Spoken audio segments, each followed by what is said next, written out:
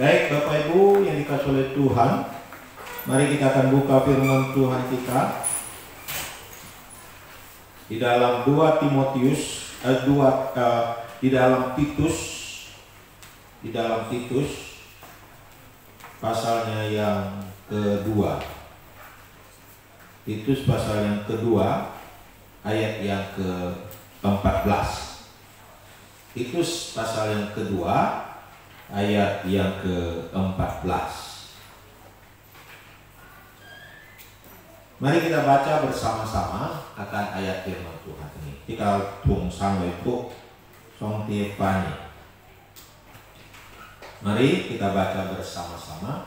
1, 2, 3. Yang telah menyerahkan dirinya bagi kita untuk membebaskan kita dari segala kejahatan dan untuk memuduskan bagi dirinya suatu umat kepunyaannya sendiri yang rajin berbuat baik. Saudara-saudaraku dikasihi oleh Tuhan, ketika kita masuk dalam sebuah pernikahan di gereja, biasanya ada perjanjian nikah. Dan perjanjian nikah itu adalah sebuah penyerahan hidup antara kedua kekasih ini, saling menyerahkan hidup mereka satu dengan yang lainnya, saling mengikat janji di hadapan Tuhan dan di hadapan manusia, ya, untuk menyerahkan diri kepada satu dengan yang lainnya, ya. Saudara-saudaraku dikasihi oleh Tuhan, tujuannya apa? Tujuannya tentu ketika mereka sudah saling menyerahkan diri, mereka menjadi satu, tidak lagi menjadi dua, dan mereka akhirnya bersama-sama mengarungi akan bahtera keluarga mereka yang mereka bentuk. Saudara-saudaraku dikasihi oleh Tuhan, ketika Tuhan Yesus mati di atas kayu salib, Yesus telah menyerahkan dirinya, menyerahkan seluruh totalitas hidupnya kepada saya dan saudara-saudara, kepada orang percaya. Nah, saudara-saudaraku dikasihi oleh Tuhan, apa maksud dan tujuan daripada Tuhan menyerahkan seluruh hidupnya kepada saya dan saudara-saudara? Untuk apa dia menyerahkan hidupnya kepada saya dan saudara-saudara? Untuk apa? Dari pembacaan firman Tuhan ini kita melihat dikatakan yang telah menyerahkan dirinya, yaitu Yesus Kristus, bagi kita. Dikatakan untuk. Nah, untuk ini biasanya ini tujuan. Untuk apa? Untuk membebaskan kita dari segala kejahatan. Berarti saudara-saudara, sebelum kita bertemu dengan Tuhan, kita sebenarnya adalah orang-orang yang belum bebas dari segala kejahatan. Kita belum bebas, sehingga ketika kita bertemu dengan Kristus dan Kristus menyerahkan hidupnya kepada kita, dan kita menerima akan Kristus di dalam kehidupan kita, dan kita bersama-sama dengan Kristus, kita menjadi anak Tuhan, kita menjadi mempelai perempuan Tuhan, kita menjadi satu di dalam Tuhan, kita dibebaskan oleh Tuhan. Amin. Beri semangat dulu. Saudara-saudaraku yang dikasihi oleh Tuhan, setelah kita dibebaskan, dikatakan dari apa? Dari segala kejahatan. Dari segala kejahatan. Ada kata segala. Jadi segala yang bersifat jahat, Tuhan membebaskan kita. Sejak kita bertemu dengan Tuhan, kita dibebaskan dari segala yang jahat dalam hidup kita. Apa itu yang jahat, saudara-saudara? Yang jahat yang pertama itu adalah dosa. Dosa adalah sesuatu yang jahat. Karena kita tahu ketika Adam dan Hawa, sebelum mereka jatuh dalam dosa, hidup mereka nyaman. Hidup mereka penuh kemuliaan. Hidup mereka penuh dengan kebahagiaan. Tetapi ketika dosa mereka lakukan, dosa membawa mereka kepada kehidupan yang sengsara. Mereka harus berpeluh, mereka harus sakit di dalam melahirkan, mereka mengalami perubahan-perubahan karakter dalam kehidupan mereka. Ketakutan-ketakutan menghantam mereka, dan masih banyak yang berubah dalam kehidupan mereka. Mereka yang tadi saling mengasihi satu dengan yang lainnya, setelah terjadi dosa, Adam menuduh Hawa, Hawa menuduh yang lainnya. Terjadilah betapa banyak dosa-dosa di antara mereka sendiri. Dan kita melihat setelah itu keturunannya pun tambah hari, tambah berdosa, saudara-saudara. Kita melihat Kain dan Habel sendiri, ya, adalah keturunan Adam dan Hawa yang tertulis dalam Alkitab itu. Mereka bahkan saling bertengkar, bahkan mereka Kain membunuh Habel, saudara-saudara. Lucu ya, bisa seperti itu. Bahkan saudara sendiri saling bertengkar dan membunuh hanya gara-gara persembahan tidak diterima oleh Tuhan, lalu iri hati, dengki, dan seterusnya. Dari mana itu terjadi semua? Itu semua terjadi karena dosa yang telah merasuk di dalam diri manusia. Dosa yang mengakar di dalam karakter, di dalam kehidupan manusia. Makanya tidak heran kalau kita melihat ada seorang ayah menghamili anaknya, memperkosa anaknya sendiri, anaknya membunuh bapaknya, anaknya membunuh ibunya. Oh, saudara-saudara, kita lihat di dunia ini, wah, begitu banyak dosa-dosa yang kadang-kadang tidak masuk di akal. Mengapa orang ini bisa begitu ya? Mengapa orang ini begini bisa ya? Saudara-saudaraku dikasih oleh Tuhan, sesuatu yang jahat Tuhan membebaskan. Tuhan membebaskan. Ya, saya bukan orang yang terlalu jahat dulu, juga bukan orang yang terlalu baik dulu. Saya adalah seorang yang boleh dikatakan ya kecanduan untuk main judi, juga canduan ya hal-hal yang bersifat porno, juga kecanduan kekerasan, ya, suka berkelahi, suka bertengkar, suka saling marah dan sebagainya, emosi tidak stabil dan sebagainya. Dibentuk dari keluarga juga yang hampir-hampir seperti begitu. Jadi banyak juga hal yang jahat. Ya, tapi setelah saya mengenal Tuhan, saya banyak dilepaskan dan dilepaskan oleh Tuhan dalam hidup ini. Ya. Saudara-saudaraku dikasih oleh Tuhan. Kemudian kita melihat bahwa dosa itu bukan hanya mempunyai implikasi kehidupan di dunia ini menjadi tidak baik, menjadi tidak nyaman, orang saling menghantam, orang saling berkelahi, orang saling membunuh, orang saling tidak baik lagi satu dengan yang lainnya, penuh dengan hal-hal yang tidak benar lagi di dalam dunia ini karena dosa yang menghantui. Tapi dosa itu sendiri membawa implikasi akan ada hukuman, saudara-saudara. Jadi jangan bangga kalau saudara-saudara menjadi seorang yang berdosa, lalu saudara-saudara tidak ditangkap polisi, saudara-saudara menjadi orang bahkan disegani, bahkan ditakuti, bahkan saudara-saudara menjadi berhasil dalam hidupnya karena dosa, menipu atau korupsi, lalu saudara-saudara tidak dihukum dan sebagainya, lalu saudara-saudara menjadi orang yang hebat, orang yang luar biasa. Dan bangga karena satu kali akan ada hukuman bagi saudara-saudara sekalian.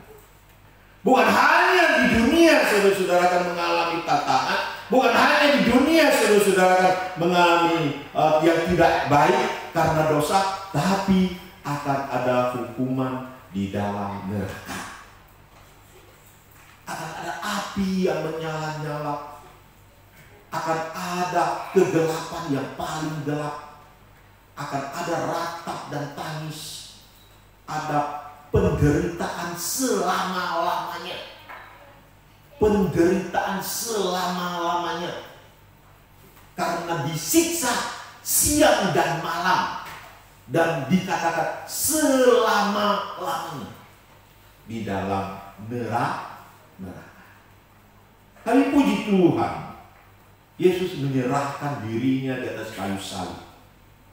Sehingga ketika orang percaya kepada Kristus, dosanya diampuni. Pengaruh di dunia Tuhan mungkin ringankan atau Tuhan bebaskan. Dan juga pengaruh implikasi di neraka Tuhan bebaskan sama sekali. Jadi orang yang percaya kepada Tuhan Yesus, mereka tidak akan lagi dihukum di dalam neraka. Mereka akan dibebaskan oleh Tuhan dari penghukuman di dalam neraka. Karena Kristus telah mengganti dosanya di atas kayu salib bagi orang yang percaya dan menerima pengorbanannya, menerima dirinya di dalam kehidupannya. Amin. Beri semangat dulu. Makanya saudara-saudara yang dikasih oleh Tuhan, dalam setiap penginjilan biasa ada doa untuk menyerahkan diri pada Tuhan dan juga menerima Tuhan di dalam kehidupannya. Saudara-saudaraku dikasih oleh Tuhan. Kemudian kita melihat selanjutnya, apa itu yang jahat selain dosa? Apakah ada lagi yang jahat? Banyak, saudara. Tapi yang terutama adalah iblis dan setan yang menjadi penguasa udara, yang menghancurkan dunia ini dengan berbagai strategi dibuat, dan juga berbagai cara, baik cara yang kasar, datang seperti sundol bolong, datang seperti mak lampir, datang seperti kuntilanak, datang dalam bentuk ilmu hitam, datang dalam bentuk santet pelet dan sebagainya, datang dalam bentuk-bentuk yang menakutkan, tapi juga kadang-kadang yang halus-halus juga dia datang untuk menghancurkan orang percaya. Tetapi Yesus datang menyerahkan dirinya supaya kita dibebaskan oleh Tuhan. Waktu saya pelayanan di Melanu, saya pernah mengalami gangguan-gangguan iblis dan setan. Saya pernah didatangi dalam bentuk tangan yang bergerak, tapi tangannya kuntum bergerak. Ya. Saya pernah juga mengalami yang namanya gatal, saudara, dari ujung kepala sampai ujung kaki.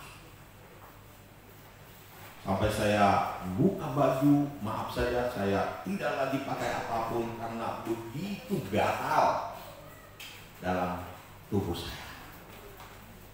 Tapi puji Tuhan, Tuhan membela saya. Tuhan memberkati dan membebaskan saya. Saya pernah hampir dipatuk ular, tapi juga Tuhan menjaga saya dan melindungi saya. Saudara-saudaraku yang dikasihi oleh Tuhan, saya juga pernah masuk ke kampung, lalu sepertinya saya disantet, dikasih apa gitu, tapi air yang saya mau minum itu pecah. Banyak hal mau cerita. Tapi Allah datang, Immanuel datang memberkati dan membebaskan dari berbagai kejahatan. Saya pernah dikepung oleh orang-orang yang ya sudah, pokoknya sudah mau dipukul, sudah banyak sudah kepung saya. Saya sendirian di situ. Tapi Tuhan membebaskan saya dari intimidasi manusia yang dipakai oleh iblis dan setan dan kejahatan. Tidak tahu, tiba-tiba datang seorang tokoh masyarakat dari jauh. Lalu mereka, dia berteriak, gak boleh pukul. Akhirnya tidak jadi. Tuhan kirim seorang tokoh masyarakat untuk membebaskan saya. Saudara-saudaraku yang dikasihi oleh Tuhan, Allah Yesus Kristus menyerahkan diri kepada kita menjadi Immanuel, Allah beserta dengan kita. Dia membebaskan kita dari segala kejahatan. Amin. Tuhan membebaskan kita dari segala kejahatan. Kemudian tujuan yang kedua dikatakan untuk menguduskan bagi dirinya suatu umat. Untuk menguduskan bagi dirinya suatu umat. Nah, jadi saudara-saudara, gereja Tuhan itu atau orang percaya secara pribadi, lepas pribadi itu adalah milik Tuhan. Gereja bukan milik pendeta. Ya gedungnya boleh saja, terserah, itu urusan organisasi. Tetapi gereja secara manusia itu adalah milik daripada Tuhan. Orang percaya itu adalah milik daripada Tuhan.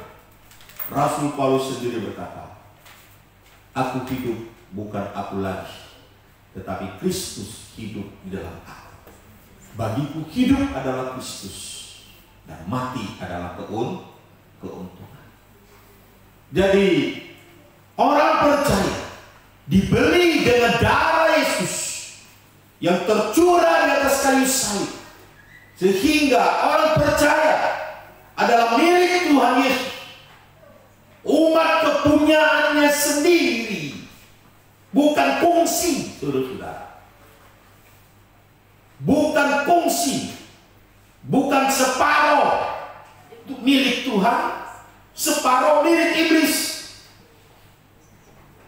Bukan separuh milik Tuhan, separuh milik diri sendiri. Enggak. Bahkan Rasul Paulus berkata, aku telah mati. Sebenarnya kita ini enggak ada lagi. Kita ini adalah milik Tuhan. Kita tidak berhak lagi atas hidup kita.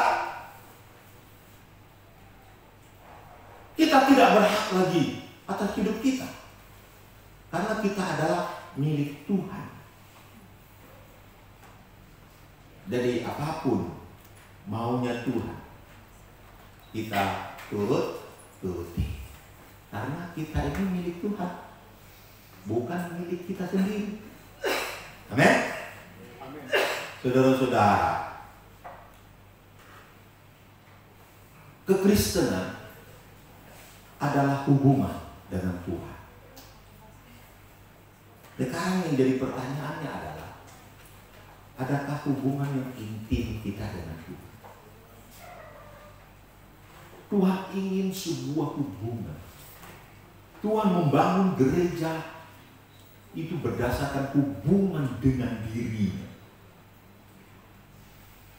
Kalau dunia ini sudah hancur, kiamat, dan tidak ada lagi segala sesuatu, yang tinggal adalah saya dengan Tuhan secara pribadi. Dengarkan statement saya, bahwa segala sesuatu akan lenyap dan yang tinggal adalah hubungan saya dengan Tuhan. Hubungan saya dengan Tuhan secara pribadi. Inilah yang dimaui oleh Tuhan. Tapi hari-hari ini kadang-kadang orang percaya gara-gara perempuan dia meninggalkan Tuhan. Gara-gara istri tidak tunduk sama Tuhan. Gara-gara suami istri tidak tunduk sama Tuhan. Gara-gara anak tidak taat kepada firman Tuhan. Gara-gara teman ajak sana sini, ayo narkoba, pun pergilah. Mau gisi, mau tene. Gara-gara kelompok, gara-gara keluarga, lalu meninggalkan Tuhan. Atau kompromi, sehingga tidak taat lagi kepada Tuhan, tetapi lebih taat kepada suara organisasi, suara kelompok, suara keluarga, suara manusia, suara siapapun juga di dunia ini. Dan suara Tuhan di nomor 2. Tuhan ingin totalitas. Nyawa hidup ya Tuhan, padamu ku serahkan, pakai segala waktuku untuk kemuliaan-Mu. Bukan separuh-separuh, bukan kongsi sana sini hidup ini dengan Tuhan, tidak. Tapi Tuhan ingin penyerahan seluruh totalitas kehidupan saya dan saudara-saudara. Tidak ada kompromi. Tidak ada sebagian milik sana, milik sini, milik sana, milik sini. Hidup saya bukan milik istri saya. Hidup saya bukan milik anak saya. Hidup saya bukan milik orang tua saya. Hidup saya milik Tuhan. Walaupun saya tetap harus mengasihi anak saya, mengasihi istri saya, mengasihi keluarga saya, tapi secara prinsip hidup saya adalah milik dari Tuhan. Karena saya sudah mati secara rohani, yang baru sudah datang, dan Yesus telah membeli saya dengan harga mahal, yaitu darahnya sendiri, hidupnya sendiri untuk saya dan saudara-saudara. Amin. Amin. Ketika kita menikah kan, Tuhan katakan tinggalkan ayahmu dan ibumu dan orang tuamu, bersatu dengan istri. Karena kita bersatu dengan istri kita. Nah, ketika kita percaya Yesus, kita bersatu dengan Kristus. Kita menjadi milik Kristus, bukan milik lagi siapapun juga di dunia ini. Bukan fungsi juga atau kerama istilah di sini ya, kerama. Sama-sama milik. Tidak. Milik Tuhan sendiri. Ayat ini sendiri berbicara untuk menguruskan bagi siapa? Bagi dirinya suatu umat. Bagi dirinya, bagi siapa? Bagi Yesus. Ini maunya Tuhan.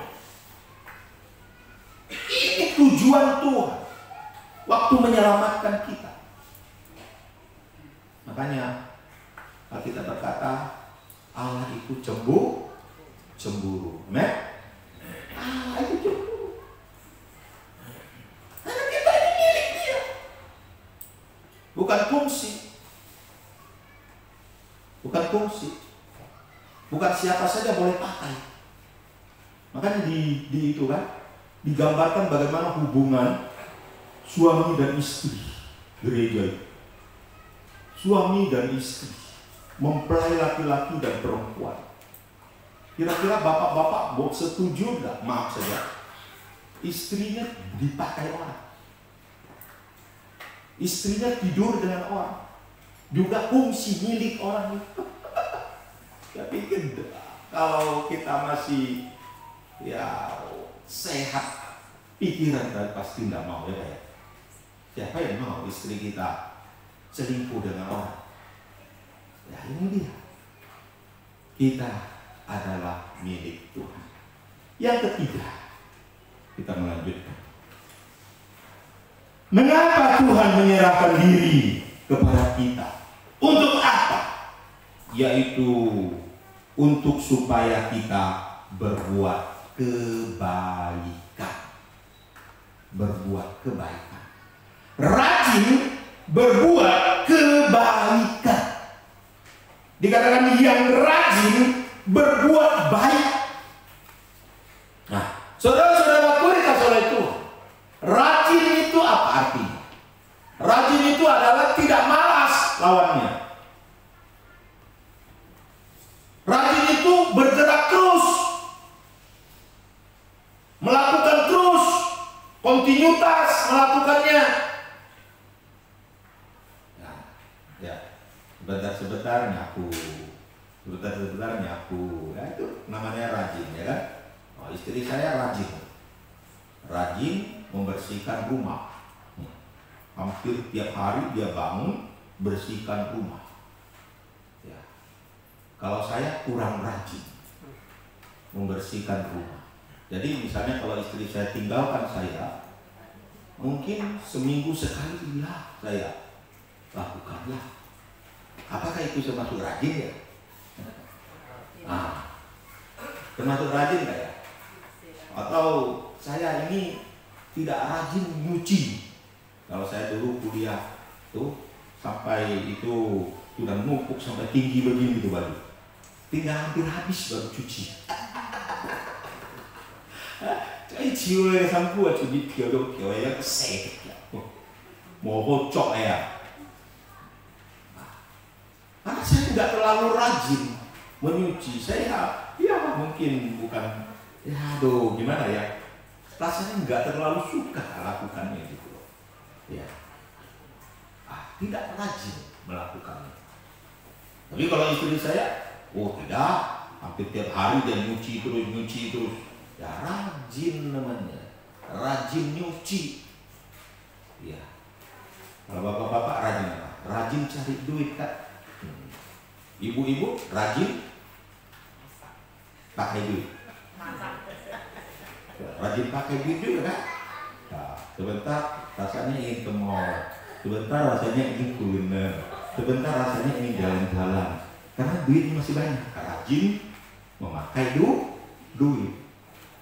Kontinuitas dan sering itu disebut dengan rajin. Tapi hari ini kita diberikan oleh firman Tuhan supaya rajin berbuat yang baik. Rajin berbuat yang baik. Bukan hanya sekali-sekali aja, atau setahun sekali, atau sebulan sekali aja. Tapi kita rajin berbuat baik.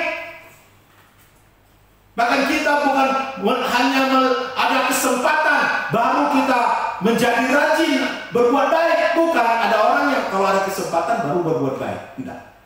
Tapi kita juga menciptakan kesempatan untuk berbuat baik.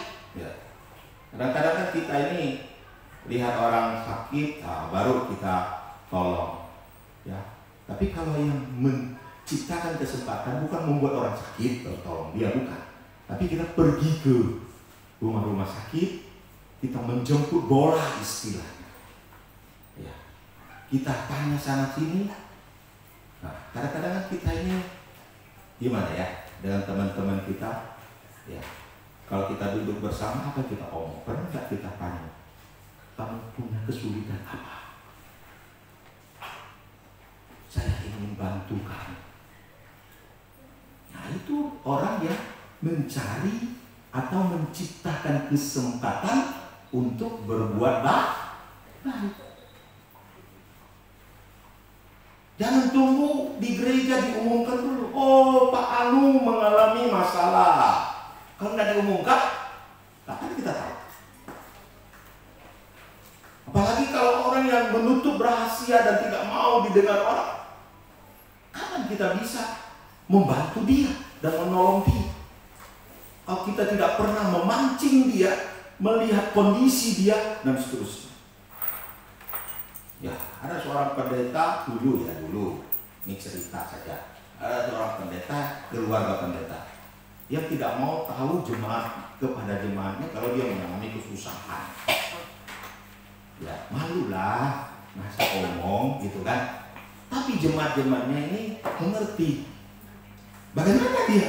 Mereka tahu pendeta lagi susah, lagi apa. Biasanya umatnya itu pergi ke rumah pendeta. Waktu pergi ke rumah pendeta, apa yang mereka lakukan? Apakah mereka buka kolong sajinya, lihat mas apa gitu kan? Nah, tapi biasanya mereka pergi, ya ini cerita saja, tapi ada kebenarannya karena cerita benar. Mereka pergi ke tempat di mana pendeta itu ada taruh beras di dalam kaleng. Biasanya kan orang zaman dulu kan taruh beras dalam kaleng itu yang besar itu ya, sejimpak.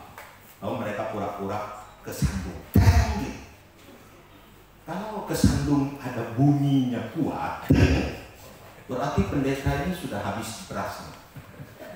Tapi kalau kesandungnya gitu, berarti masih banyak nih berasnya.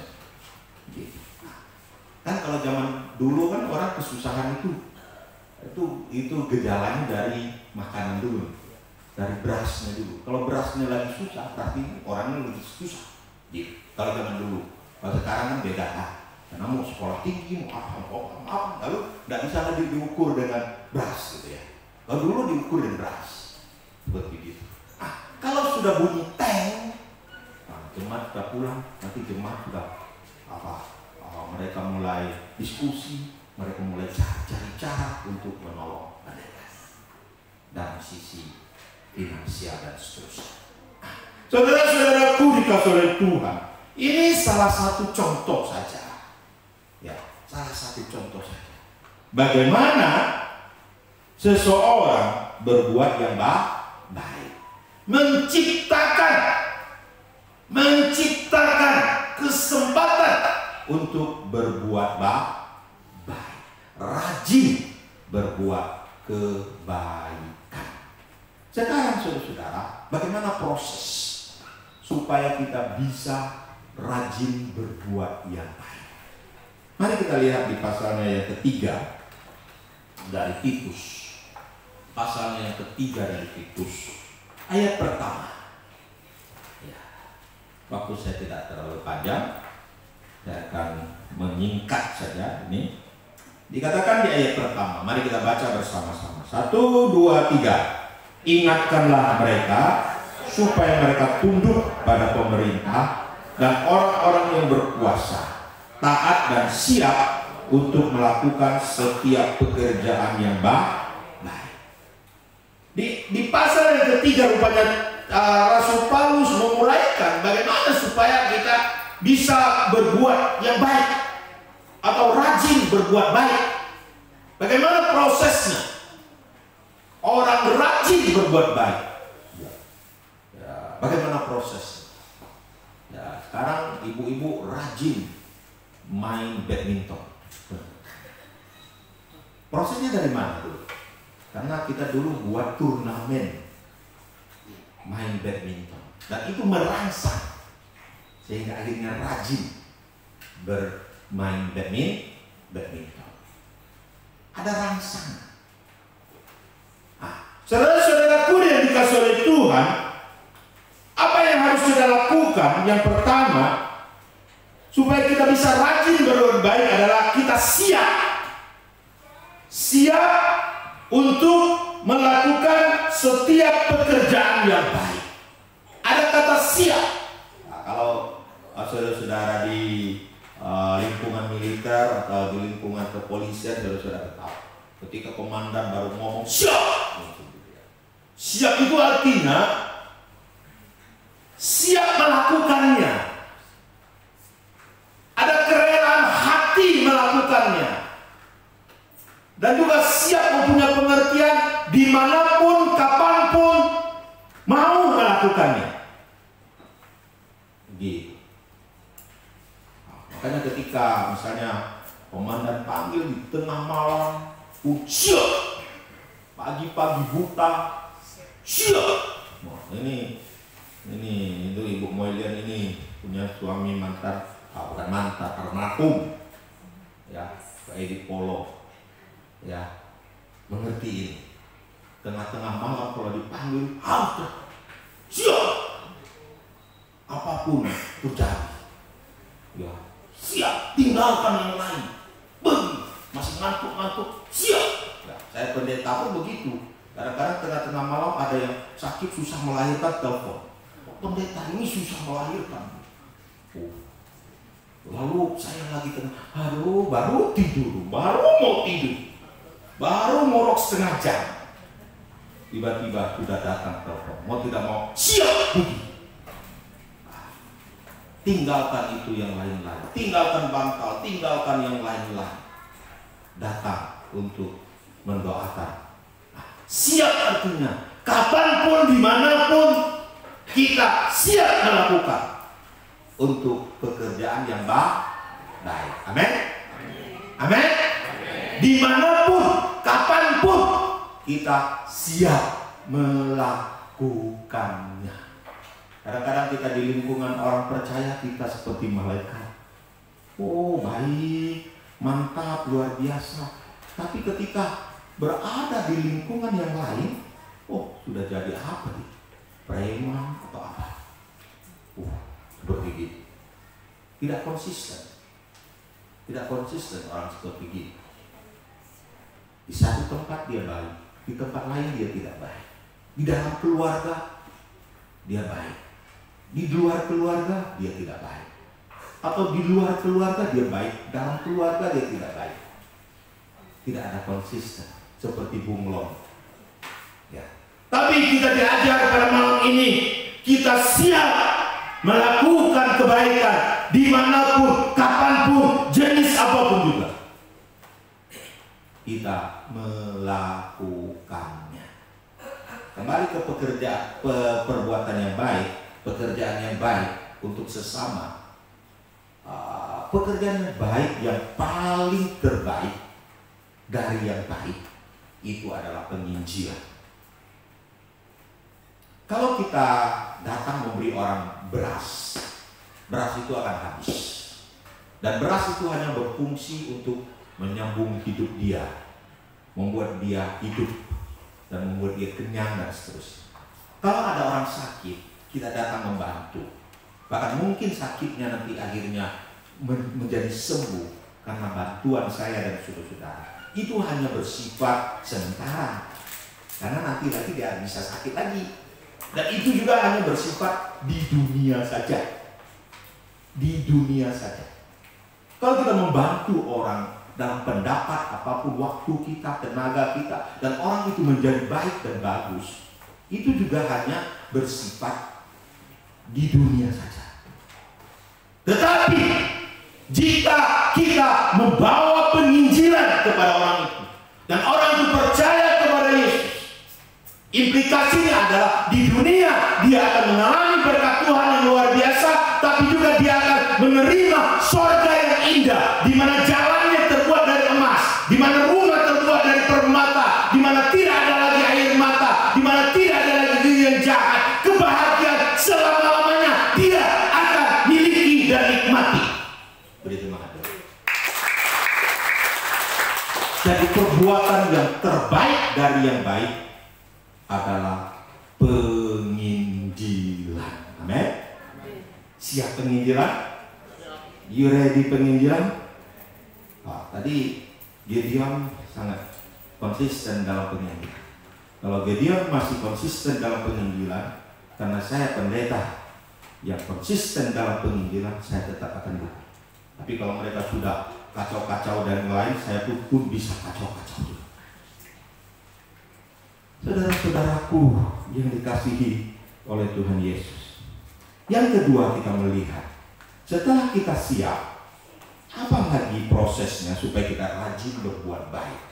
Mari kita buka di ayatnya yang ke-14, ayat yang ke-8, ayat ke-8 dulu. Mari kita baca bersama-sama ayat ke-8. Mari kita baca bersama. 1, 2, 3. Perkataan ini benar Dan aku mau supaya engkau dengan yakin menguatkannya, agar mereka yang sudah percaya kepada Allah sungguh-sungguh berusaha melakukan pekerjaan yang baik. Itulah yang baik dan berguna bagi manusia. Saudara-saudara, ada kata sungguh-sungguh dan berusaha. Ada sungguh-sungguh dan berusaha. Jadi pekerjaan baik itu bukan asal-asalan. Bukan kalau saya ini ada waktu.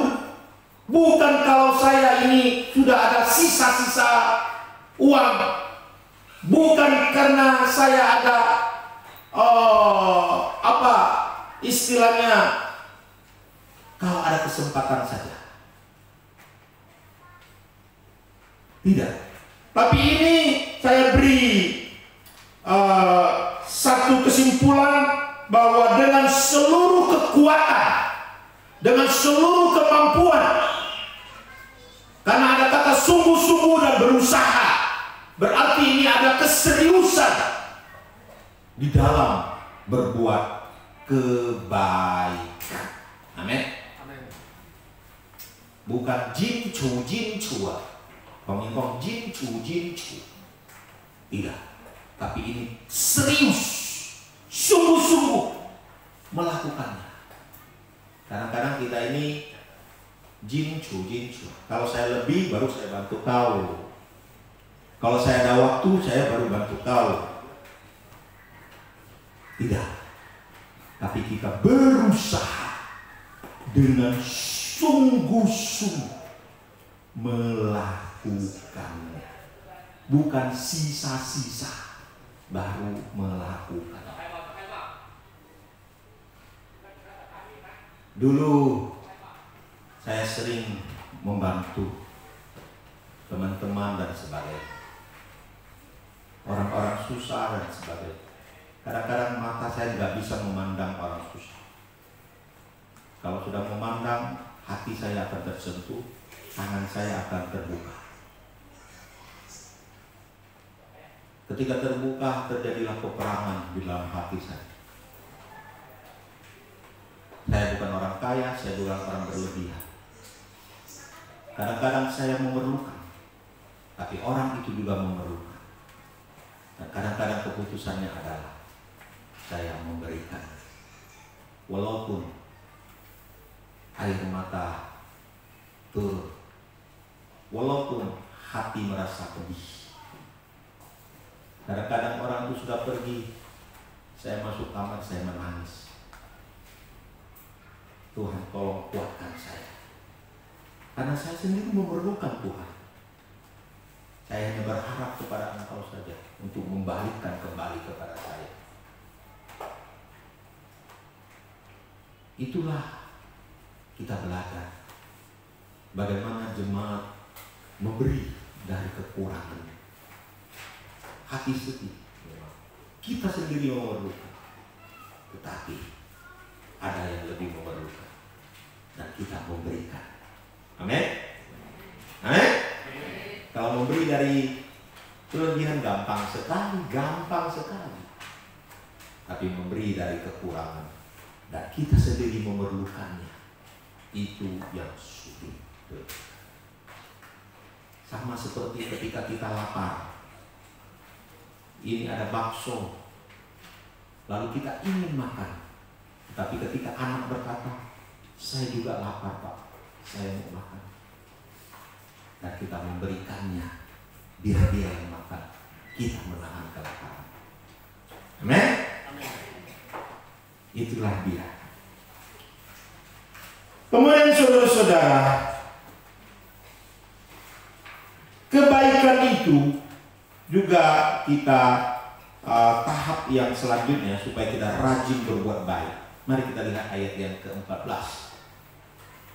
Ayat terakhir yang kita baca. Mari kita baca bersama-sama lagi ayat 14. 1, 2, 3. Dan biarlah orang-orang kita juga belajar melakukan pekerjaan yang baik untuk dapat memenuhi keperluan hidup yang pokok supaya hidup mereka jangan tidak berbuah. Rupanya pekerjaan perbuatan baik atau perbuatan baik, supaya kita bisa rajin berbuat baik, kita juga perlu belajar. Ya. Saya bisa begini sampai hari ini karena saya belajar. Saya belajar dari dulu, saya belajar dan belajar dan belajar. Orang belajar itu pertama karena tidak tahu bagaimana berbuat. Yang kedua, orang belajar itu ada kemungkinan gagal. Gagal dalam melakukannya, sehingga dia jatuh bangun dalam melakukannya. Memang kadang-kadang kita berbuat kebaikan, kita jatuh bangun juga. Karena kita sebenarnya dalam tahap belajar dan belajar. Kadang-kadang kita belajar itu ada yang memotivasi kita melalui pelajaran itu. Saya mempunyai dulu teman seorang pendeta. Ini juga mengajar saya. Dia suka membantu jemaat-jemaatnya. Kalau dia pulang dari kota mana, dia selalu bawa oleh-oleh dan membawa oleh-oleh untuk jemaat-jemaat, terutama yang susah-susah. Kalau dia pergi mengunjungi jemaat-jemaat, dia suka membantu jemaat-jemaat yang susah-susah. Ya. Saya waktu itu masih baru, belum tahu apa-apa. Baru keluar dari sekolah Alkitab. Dan juga waktu itu saya juga masih di sekolah Alkitab juga. Ada juga belajar dengan hamba Tuhan yang lain lagi. Dan saya belajar dari mereka. Bagaimana membantu. Bagaimana juga berbuat yang baik. Kadang-kadang kita belajar juga dari binatang. Jadi kita ini hebat, lalu kita tidak perlu lagi belajar dari binatang. Saya punya anjing dua, Yora dan Yori. Yora dan Yori. Saya belajar dari binatang. Yora dan Yori ini punya sifat iri yang kuat. Jadi kita jangan ikut, gitu ya. Jangan ikut. Kenapa? Kalau Yora masuk kandang, Yori yang kita sudah lepaskan, dia rela masuk kandang juga. Padahal kalau kita pikir, kebebasan itu kan sebuah anugerah kan? Anugerah. Ada yang mau masuk penjara? Itu tidak mau kan? Nah, jadi kalau pendeta masuk penjara, mari kita semua ramai-ramai masuk penjara. Ada yang begitu? Ya. Tapi Yora masuk kandang, Yori ikut masuk kandang, Yori masuk kandang, Yora juga ikut masuk kandang. Kenapa? Karena iri. Yang satu masuk kandang, yang satu iri. Kenapa dia masuk kandang? Saya juga mau masuk. Ya, kita jangan seperti itu. Amin. Anak-anak Tuhan sekarang ini banyak dirasuki dengan rasa iri dengki satu dengan yang lain. Melihat yang lain berhasil, kita mulai iri. Melihat yang lain berhasil, kita mulai iri, dan seterusnya. Kita harus belajar dari binatang. Kemudian kita lihat semut. Tuhan juga menyuruh kita belajar dari semut. Bagaimana semut itu bersatu. Barang yang tidak mungkin mereka angkat sendiri, akhirnya terangkat karena mereka bersatu. Ya, saya percaya Gideon ini bisa bertahan sampai 100 tahun lebih. Itu karena kebersamaan. Kalau saling tidak ada kebersamaan, Gideon akan habis. Termasuk kita Pak. Ya. Kita lihat semut, dia bisa buat itu daun, membuat itu dia menjadi satu jalan karena saling gigit. Satu gigit satu, gigit ini, akhirnya bisa buat jalan. Oh, bagus Pak. Walaupun itu pengorbanan, tubuh mereka diinjak-injak yang lain, tapi mereka tidak peduli. Asal jangan itu terjadi bagi mereka. Tapi kita juga jangan ikut seperti binatang keramak ya, yang kita makan apa itu? Kepiting. Kepiting. Kita belajar dari kepiting. Apa yang kita perlu belajar dari kepiting? Kepiting itu irinya kuat. Dia tidak suka temannya itu berhasil. Makanya saudara-saudara, kalau saudara-saudara buat kepiting itu di bawah, lalu ada kepiting satu lepas, yang temannya akan tarik dia turun. Jadi akhirnya biar mati sama-sama mati lah. Itu namanya iri, dengki. Ya ada. Ya kalau suami susah, istri mau mati, kita mati sama-sama lah. Bagus nggak? Mati sama-sama. Kalau konteksnya saling mengasihi itu kebiasaan, sah-sah saja. Tapi ke konteksnya iri, nanti kalau saya mati dia nikah lagi, saya iri dengan dia. Iya. Nanti dia menikmati kebahagiaan, saya iri dengan dia. Lebih baik mati sama-sama saja. Kita nggak boleh seperti begitu. Rajinlah berbuat kebaikan. Mari kita bangkit berdiri, kita berdoa. Haleluya. Kita berdoa. Nanti minta Ibu Alay untuk kita berdoa.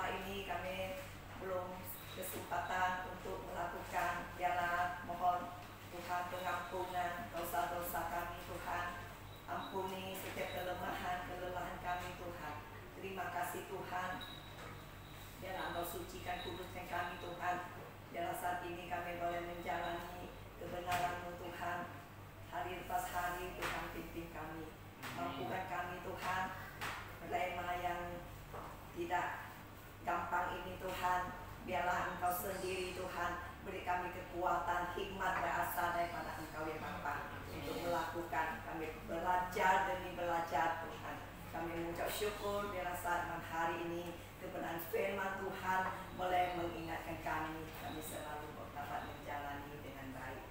Terima kasih juga Tuhan untuk hamba yang sudah menguraikan kebenaran firman Tuhan. Biarlah Tuhan terus memakai hamba-Mu ini Tuhan untuk menjadi berkat dimanapun pelayanan, dimanapun mereka berada. Allah selalu menyertai hamba-Mu ini Tuhan, bahkan keluarganya Simu sehat dan anak-anak diberkati. Terima kasih Tuhan buat kami semua yang sudah mendengar kebenaran ini. Tuhan tambahkan hikmat, tambahkan iman kami, kesetiaan kami, ketaatan kami berasal daripada Engkau Bapa. Terima kasih ya Tuhan. Kami mengucap syukur di dalam nama Yesus kami berdoa. Haleluya.